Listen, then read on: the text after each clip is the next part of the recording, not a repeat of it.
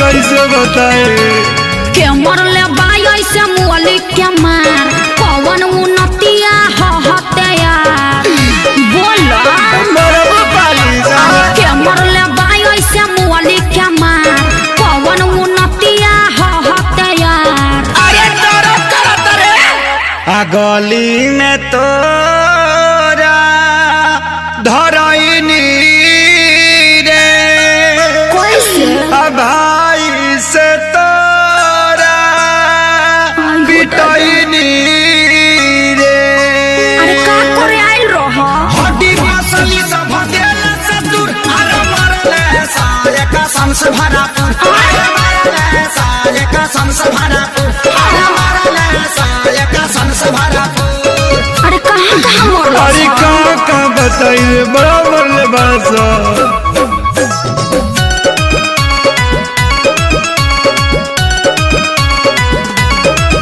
मुँह खोला होट बलेटवा खिया दी अब नय राजा हरदी पिया दी। 45 मरद नहीं झरला पनू न दारा बात मीठा मीठा जानी कारा।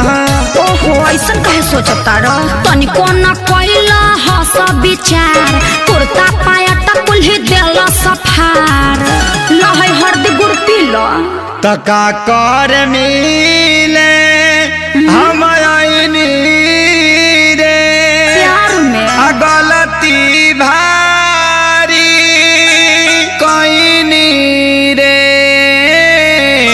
चुप रहो सब ठीक हो जाई।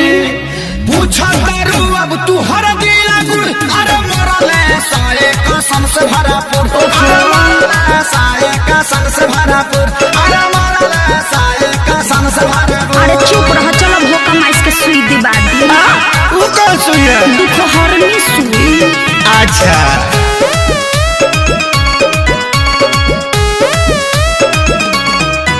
मरल सन जैसे मारे कसाई पापी हो बड़ी बड़े सभाई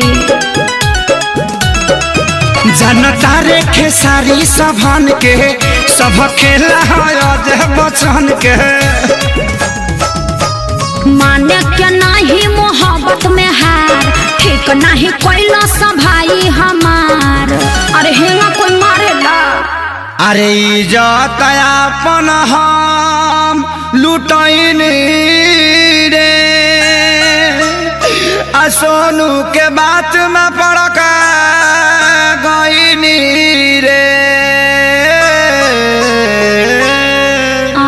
रहे के बायब तो तोरा से दूर अरे मरले सारे का संस भरापुर अच्छा चुप अरे रहो। मरले सारे का संस भरापुर अरे मरले सारे का संस भरापुर।